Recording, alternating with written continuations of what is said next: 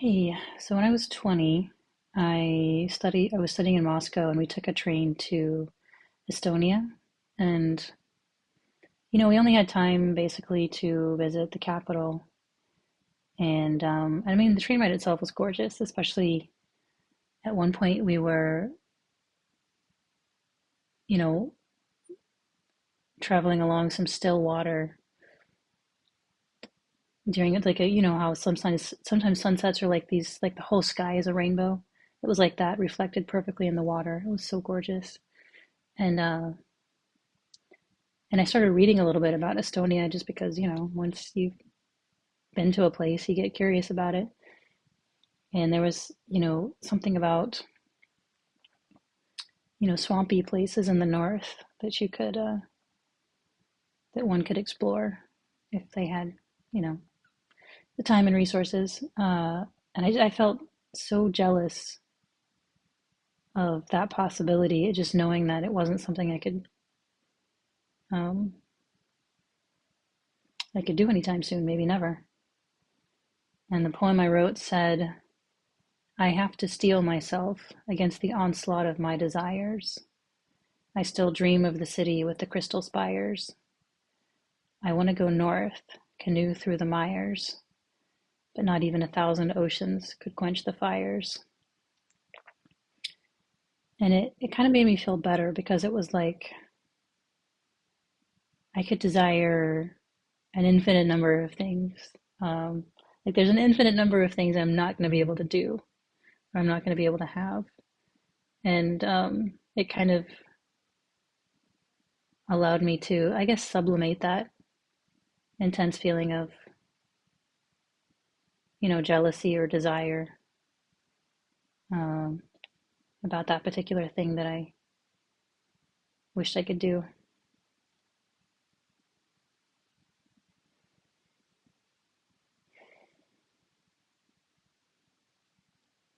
And this morning, um, I was having some kind of dream where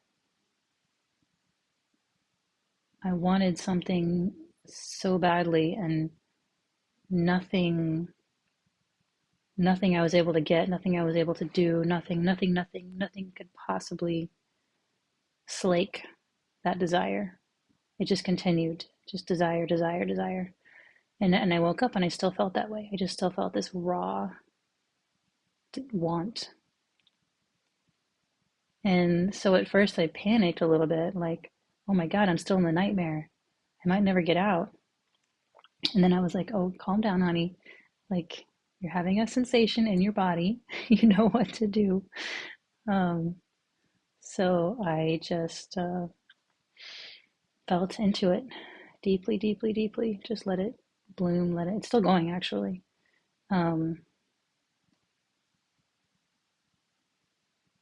let that raw desire out, let it express. Doesn't mean you're going to get everything you want, doesn't mean you're going to get anything, but there's nothing wrong with desire. It's like my son, when he was 4, he desperately wanted a full-size garbage truck with real human men that he could play with. And wasn't able to get that for him. But what I was able to do was say, wow, that sounds really fun. What do you think it'd be like? What would you do? And so it's like in his mind, not only was his desire validated, but he got to play with that desire. It wasn't just like, no, honey, we don't have money for that, or nobody can get that kind of thing, or, like just kind of shutting down his desire. It's like, that's a fascinating desire. Let's talk about it. And, so often when I was a kid, my desires were just shut down. Uh, and so it's like that impulse to desire things. And then, of course, you get into spiritual communities and they're like, desire and aversion, no, no, no, in so many words. And I'm like, screw it, man. I'm going to desire. I'm going to desire my little heart off. Um, and so I just sort of leaned into that strong desire. Like, what do I desire? How many things do I desire? And another thing that activated my heart in a similar way was I'm in a group chat with some people I really like, and I sent one kind of long message, and it seemed to be well received. And then I thought of something else I wanted to say, and that ended up being pretty long too. And part of me was like, don't overexpose yourself. Don't try to dominate the conversation. Like, not everybody's a writer like you that just wants to write forever. Like, whatever. Um, but then I was like, screw it. I sent it. What will be will be. But I pretty quickly was overcome with this that sense of being overexposed, that cringy sense of like, oh man, I've fucked everything up forever. Like, people are rolling their eyes. They're not going to. They wouldn't tell me to my face, but they're just going to stop, you know, engaging at all because they don't want to be cringy like me, and they don't want to, dominate the conversation or encourage me to keep dominating the conversation with my self-important drivel. Um, and then there was kind of a second arrow that's like, girl, what are you, like 12? Like, chill out. Aren't you, like, I don't know, reasonably spiritually evolved? And so I kind of like peeled off the second. I'm like, it's okay. I can be activated right now. That's fine. Whatever story is being told, whatever story you want to put on top of it, I'm activated. It's not a problem. In fact, it's a great thing because it gives things a chance to express and burn off, the samskaras. Um, and so, in that sense, it's like, well, maybe I am kind of spiritually evolved because I was able to do that and not just sort of fall into self criticism, self blame, repression, blah, blah. So, and yeah, another thing that I've been allowing myself to feel a little bit lately is pride, because pride is another thing that as a kid, oh my God, don't be proud of anything. And in the spiritual community too, it's like pride is ego, right? But actually, you can kind of feel proud of yourself and be like, I did a pretty good job. Nothing wrong with that. And I can pass right through like anything else, right? You don't need to suppress that. You don't need to be ashamed about that. I mean, if you're standing around like, I'm better than anybody else, I'm the Messiah. I mean, that's one thing. But like, I'm doing pretty good. I'm doing pretty good here. That's okay. That's allowed, I think.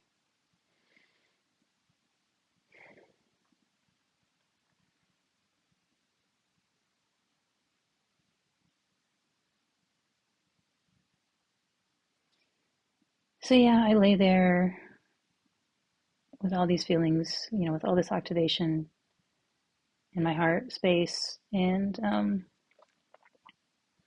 was thinking like, okay, what do I desire? What's this desire? Like, I'm allowed to desire anything right now. What do I desire? And it was like, I desire the ability to express myself fully and freely without worrying what anybody thinks. I do. That'd be nice. I desire that everyone I know and love is okay and happy and peaceful and safe. I desire that everyone is like that.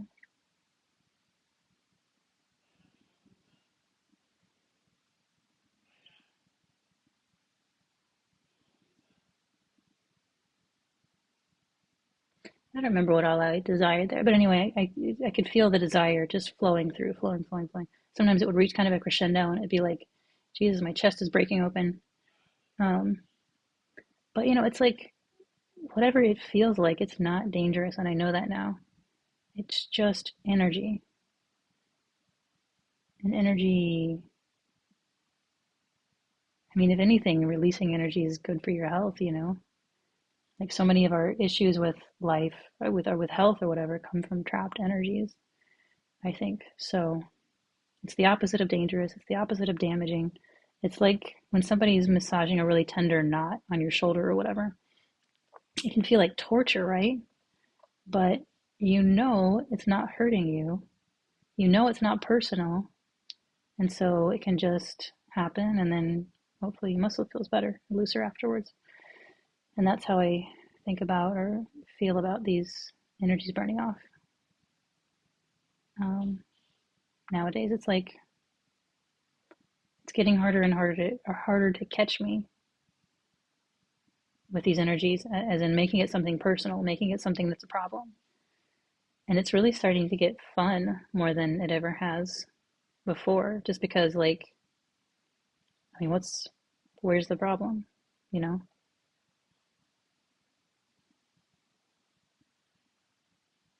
there's problems in the world still, obviously, but that's going to be happening whatever energies are moving through me or not moving through me. So it doesn't really make a difference.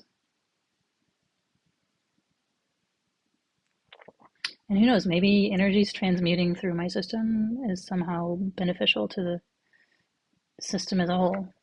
I mean, I don't know, but it's possible. Can't hurt,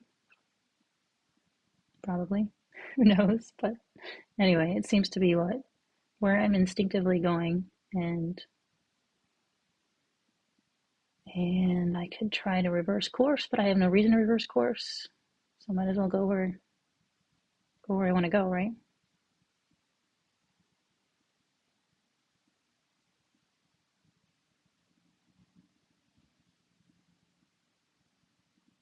I had one more point I wanted to make. Let me see if I can remember it. Oh yeah. So I started watching Angelo's Double Barrel that I missed while I was at the retreat. And when the first questioner came on, he didn't even really start his question yet. And I felt this like beautiful surge of like tenderness for this questioner. Like I don't know him. I didn't know what he's going to ask. I didn't know anything. But it was just like,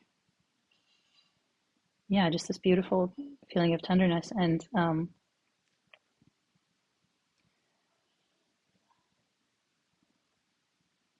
I was like, is that what unconditional love feels like?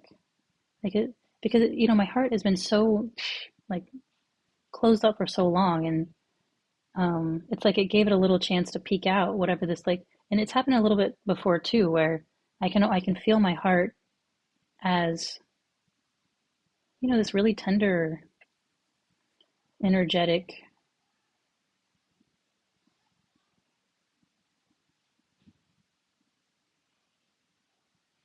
I don't know what to say. Um, Body part, energetic center that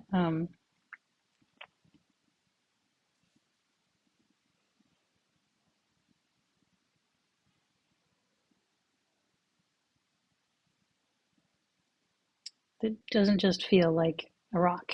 It feels like something tender, something alive. And it's like I closed that down so long ago, I don't even have a conscious memory of what it was like to have an open heart, and letting all this desire flow through, as kind of raw and painful as it is, seems to be making some space for those more tender feelings.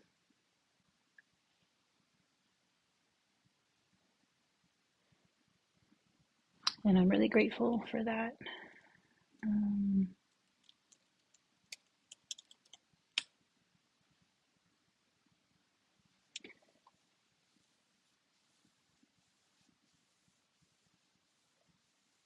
yeah, and Angelo said in a recent video that resistance is the gateway to freedom. And I'm resonating with that more and more. Like every time I feel some kind of difficult feeling in my system, I'm like, oh, great. Yes. Okay. Don't want to feel that. All right, let's feel that. It's like the resistance, the friction, at least it's not a contraction. It's a release of contraction. It seems like, um, and yeah, it can be painful. It's the fires of initiation, the fires of transmutation, whatever you want to call it. Um, and I could feel some stuff deep in my gut too. earlier, and now I find myself so much more patient with